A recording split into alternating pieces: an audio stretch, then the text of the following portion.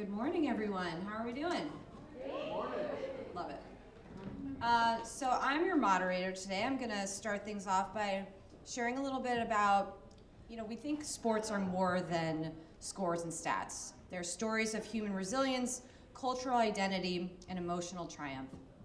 Today we'll unpack how sports power storytelling across media, platforms, and generations.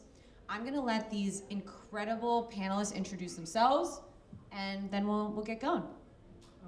Hi, my name is Tina Charles. I play in the WNBA for the Connecticut Sun. It's tough to follow. Drew Muller, I wish I did play professional basketball, and I oversee House of Highlights, which is a large sports-focused social media brand. I'm Alyssa Romano. I am the CMO at Octagon, which is a sports agency that's been around for 40 plus years, and I work across all of the athletes, broadcasters, and personalities we have at the agency. Hello, I'm Marquis Daisy. I'm a senior director and producer for ESPN Films and 30 for 30. All right, we're going to start with Tina. We're very excited about the recent films you put out. I would love to know, as both an athlete and filmmaker, when you're on the court versus behind the camera, how does your perspective shift in terms of what makes a story worth telling? Yeah, when I'm on the court, it's real, it's raw. I'm living the story, and then as a filmmaker, I'm able to shape the story, and then just bridging those two together. There's struggle, there's growth. It's just a different angle. I think that's the best way I can say it. Yeah.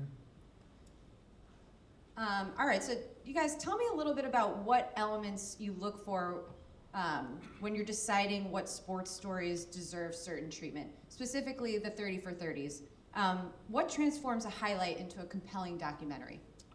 I think for me, and I think largely for ESPN Films, I approach storytelling in a sense where, yes, we celebrate specific sports, but to me, the actual sport is the reason why we know a certain figure.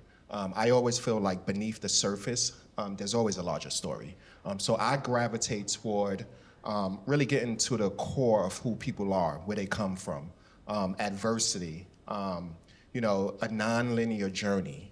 I always say that, the things that I like to do, I always want to bring in people, viewers who really don't care about the actual sport.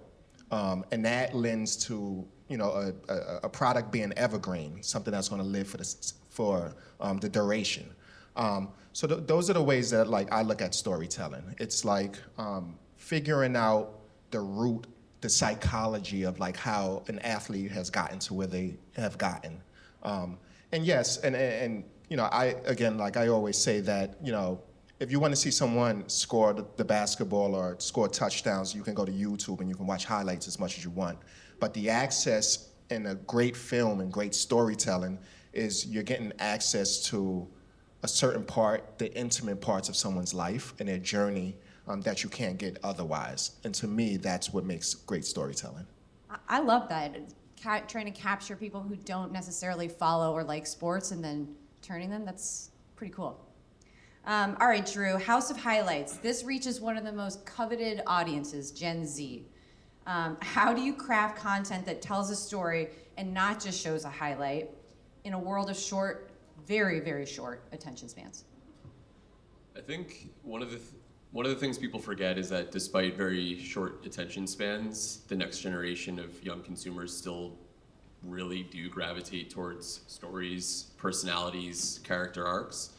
So there's a reason why people a lot of times gravitate to the way that we package a highlight because of the information that we add to it in terms of the on-screen text, the caption, and also the storyline we're maybe building throughout a season. An example of that is, the best performing highlight of a given night isn't always, the top player or the most popular player. It could be the last person on the bench that everyone is kind of rooting for to get in that just scored a bucket. Our ability to drop crumbs throughout, a given sports season and then have it culminate in that type of hero moment is a lot of what we focus on from a a short form perspective. And again, I think it's just giving young people something to gravitate towards and feel that they can relate to. Many of these followers and fans will never play sports at the level of the highlights that we're capturing, but the way that we contextualize it, the way that we communicate those moments does feel very relatable. It's spoken in kind of the same language and not something that's inauthentic or inaccessible, and I think that's really important for those stories.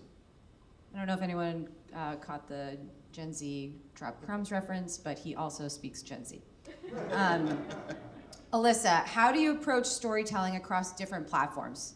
There's so many that are probably even coming up that we don't know about yet, but from traditional media, broadcast, TikTok, and brand collaborations, while still maintaining a cohesive athlete narrative. Yeah, I think it's really important for athletes to feel comfortable with storytelling. So that's step one, is trying to figure out what an athlete wants to share, when they want to share it, and then how do we want to share it. Developing what that story and that message is critical, and then it's the platform. So if the message is about the charity work that our clients are doing, the way we share that story on TikTok is very different than the way we would share it with an ESPN. So identifying first what is the message, making sure the athlete is comfortable, and then catering that message to each platform is usually the approach that we take. All right, this one's for all of you guys. What's one sports story, classic or modern, that changed the way you view storytelling? Okay, I would say The Last Dance, just because it wasn't just a story that was focused on Michael Jordan. It was just the entirety of his journey. You were able to see vulnerability. You were able to see the psychological effects, as Marquis was alluding to, of greatness. And for me, a player, even during that time, during COVID when it came out, everyone was able to be still and really take that in for the journey of athletes. And so, yeah, I'll say Last Dance. I think for me, there was a film called Benji, which coincidentally, it was a 30 for 30 film, which it was produced and directed before I got to ESPN. But it was about a high school basketball player from Chicago who was a standout who ultimately was killed. And that film just like really stuck out to me. Like I grew up in Bed-Stuy, Brooklyn, and I played basketball a ton. And it was just always my life. But like that film was just sort of a microcosm of life. It's like, you grow up and you idolize these people, these athletes in your neighborhoods, and there's only a select few who make it out, right?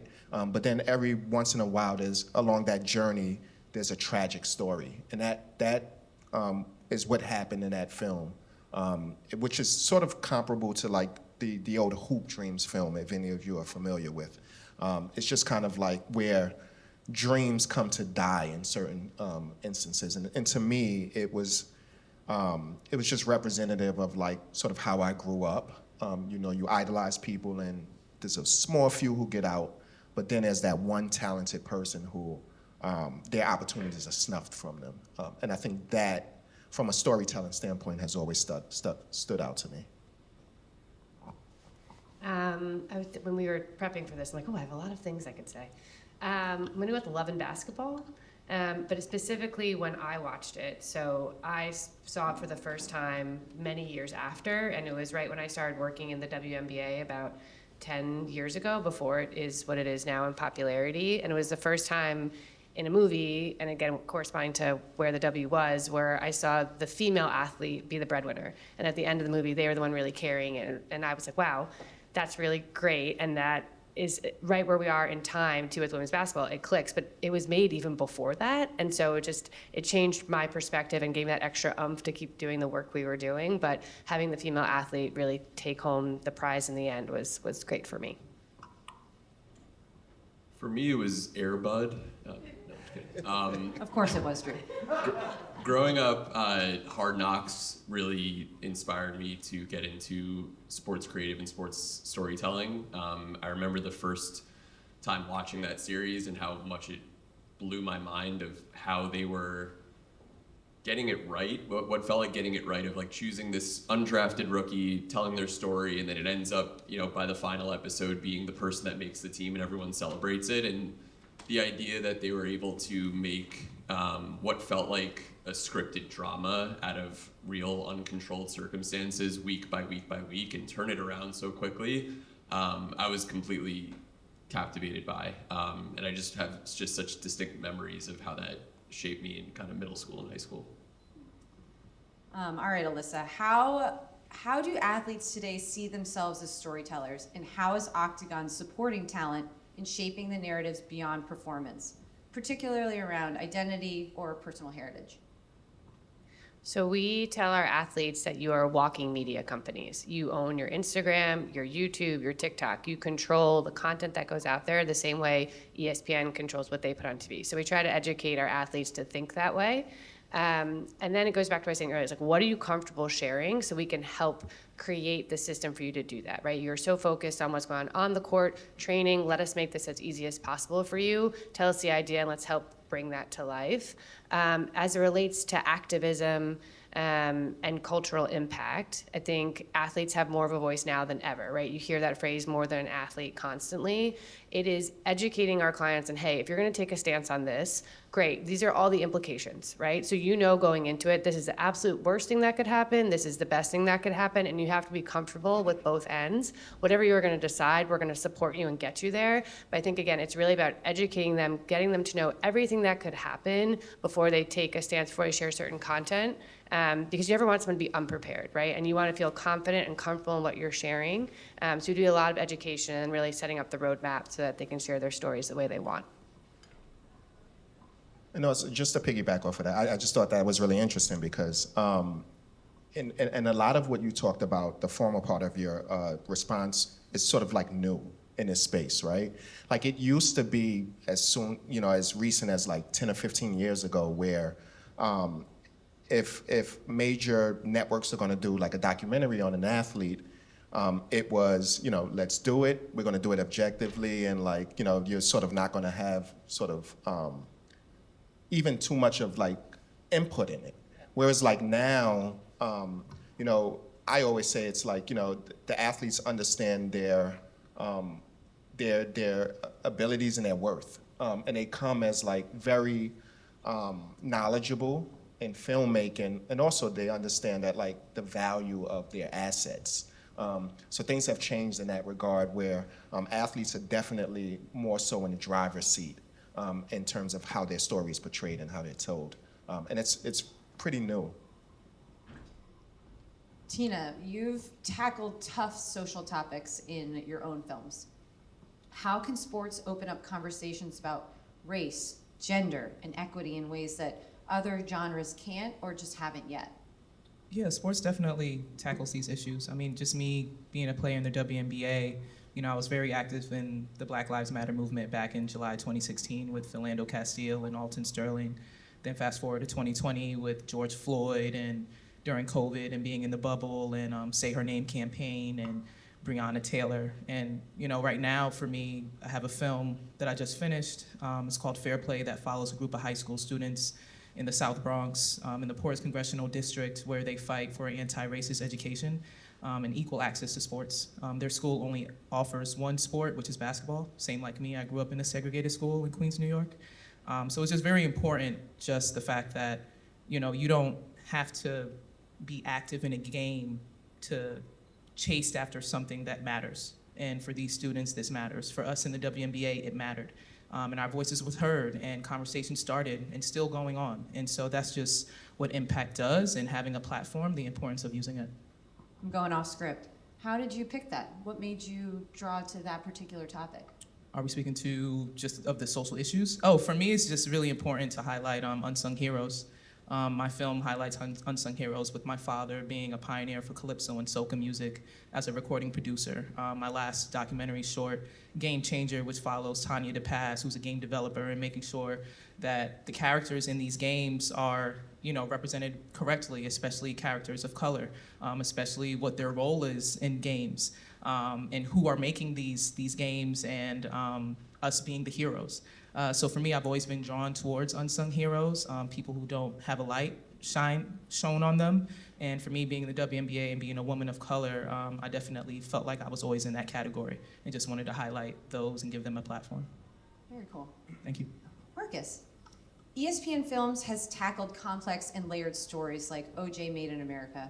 How do you approach telling multifaceted stories where sports intersects with larger cultural or historic moments?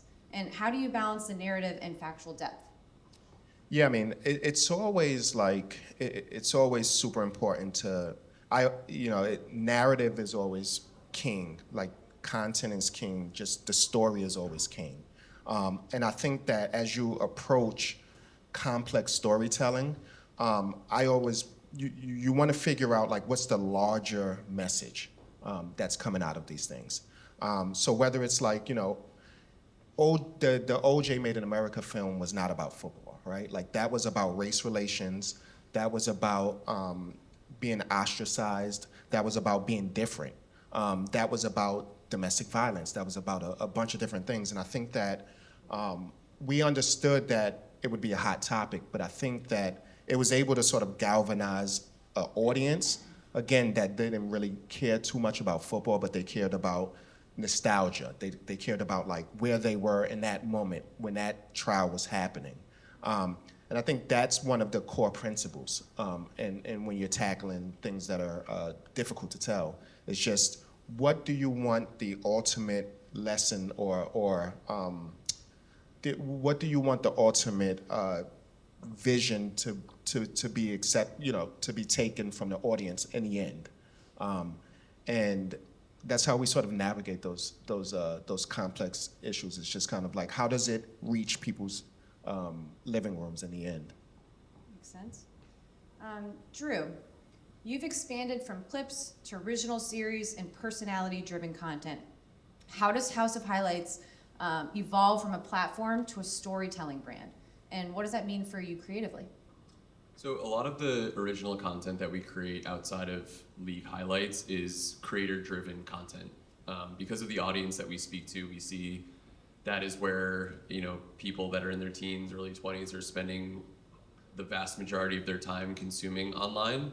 So instead of House of Highlights, which is a faceless brand, creating content through that lens, we like to empower creators as that voice and as those storytellers, and it gives us the unique ability to bring in a variety of different perspectives to cover sports in ways that feel different than maybe traditional media or the leagues themselves. I think the ways that we try to empower them to have flexibility to create, I think, is also very important.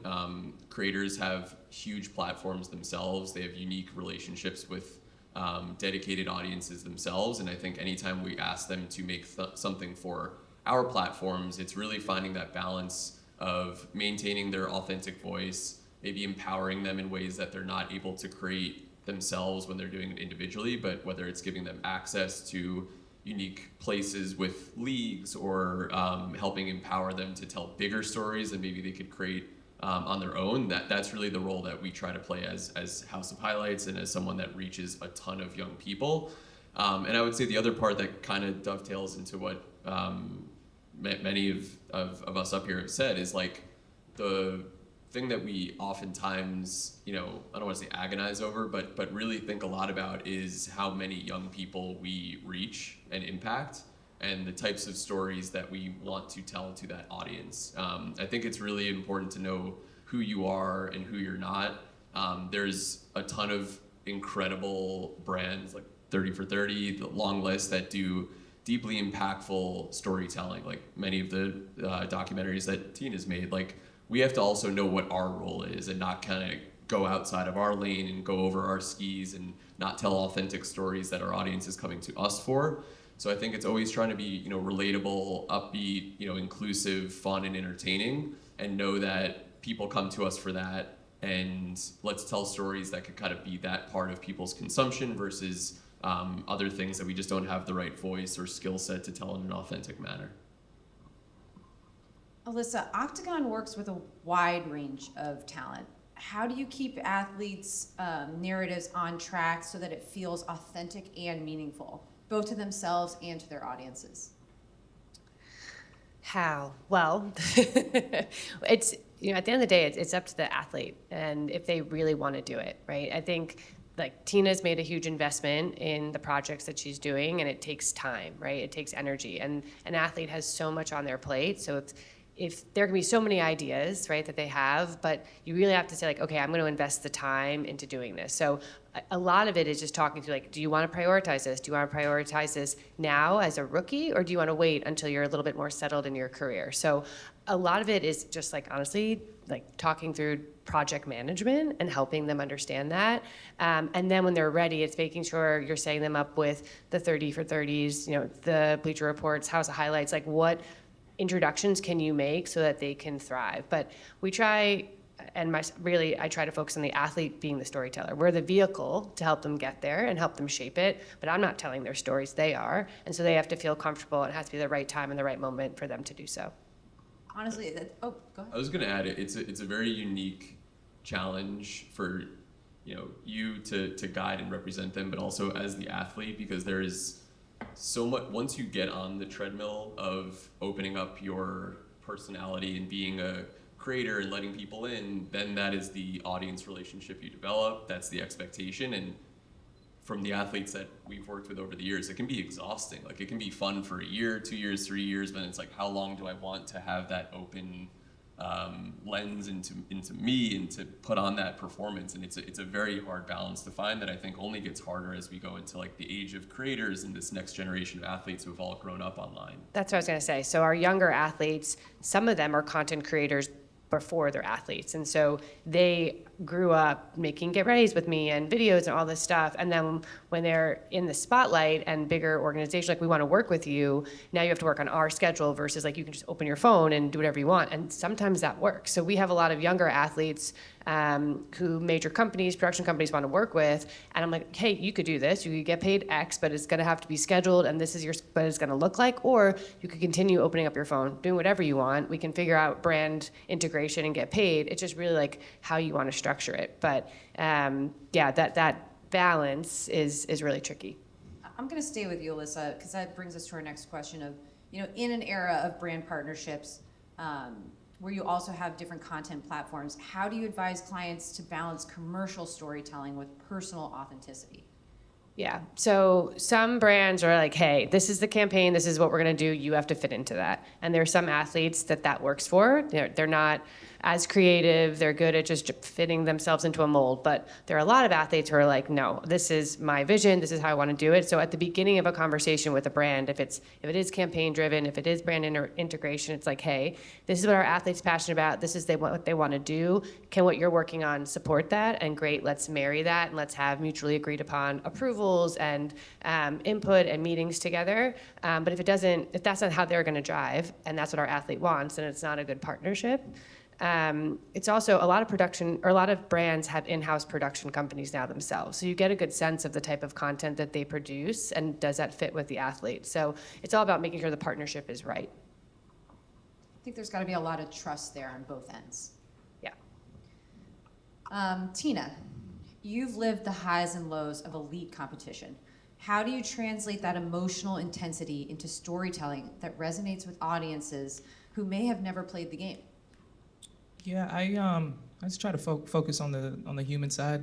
The joys, the failures, the doubt, and like I said again before, you don't have to be an athlete or a player to chase after something that matters. And so just trying to bridge that together, that's just what I usually just try to focus on in my films. Drew, House of Highlights is shaping how younger audiences engage with sport. Short form, memeable, fast. How do you preserve narrative and emotional depth in a format built for speed and virality? It's challenging. I would say I also don't want to make it seem like everything that we do should be that, right? Like I think there are times where it makes sense to go deeper, tell a bigger story, tie things together in ways that are impactful, and there are times where that can feel forced or not necessarily what our audience is looking for and coming to us. I think the important part is reflecting a human perspective on highlights and moments so that it doesn't just feel like any other publisher or media company. I think now, particularly on social media, everybody has the highlight, right? Like it's not hard to see a moment on TV and to be the person that's posting that first online.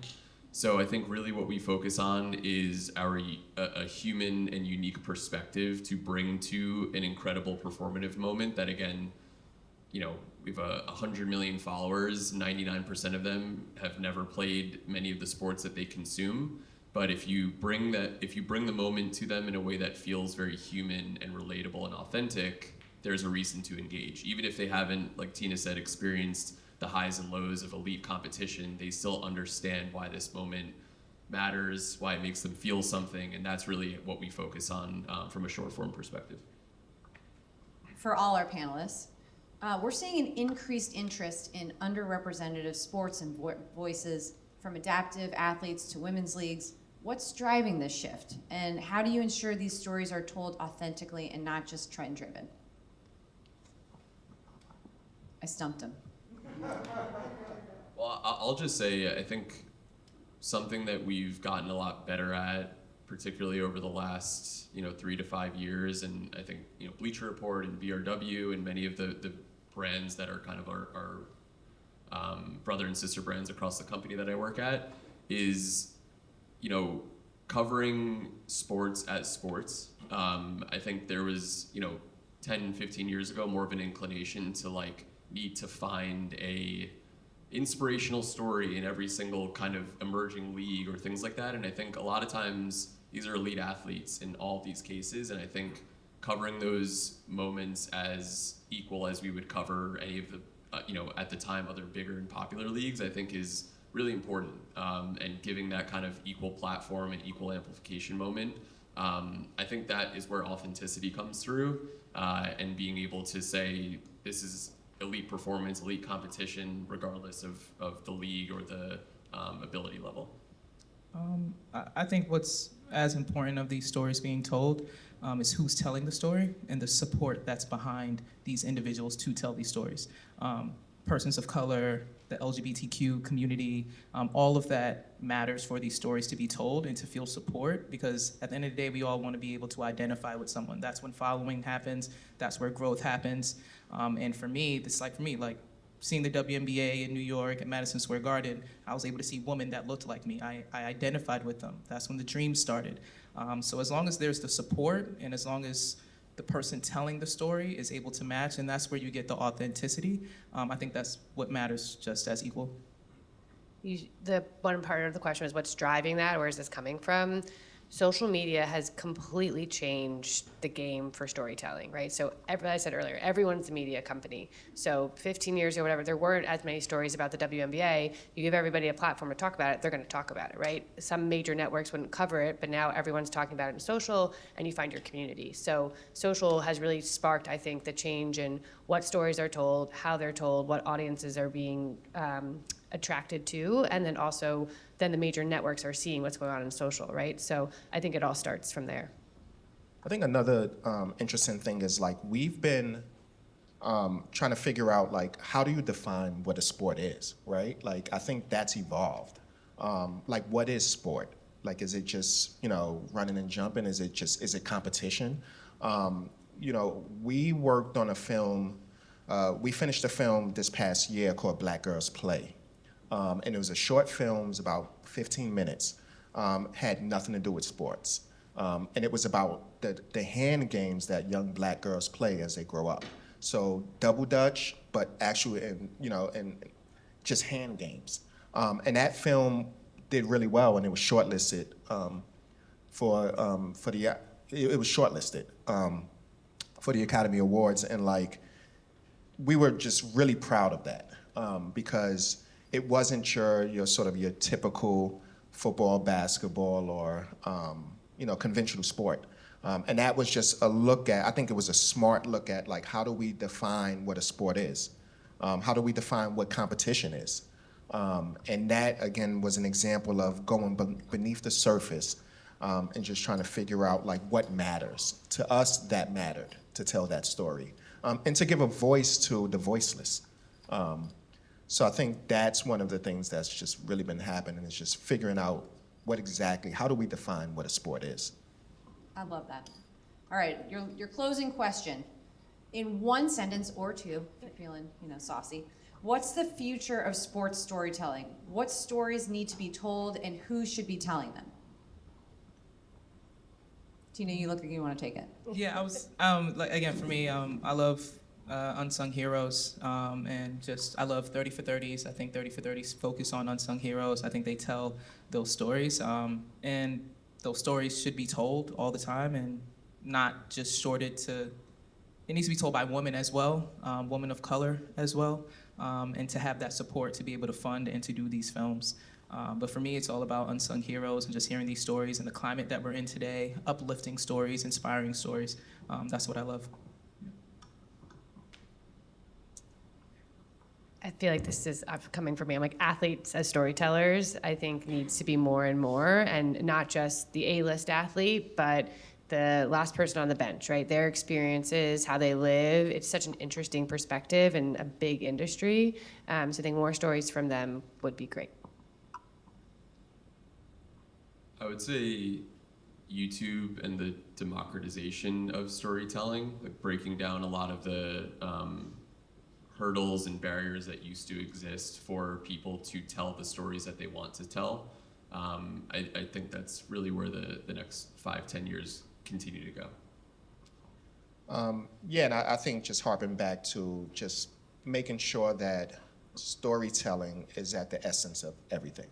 And I think, the sports will take care of themselves. Like, sport isn't going anywhere. But I think introducing an audience and introducing different living rooms to stories and a way of life in which they probably wouldn't have access to or have been exposed to, I think that's the wave of the future. It's just like really introducing people to a way of life and a way of sport and a way of living that, quite frankly, years ago, we didn't really have access to.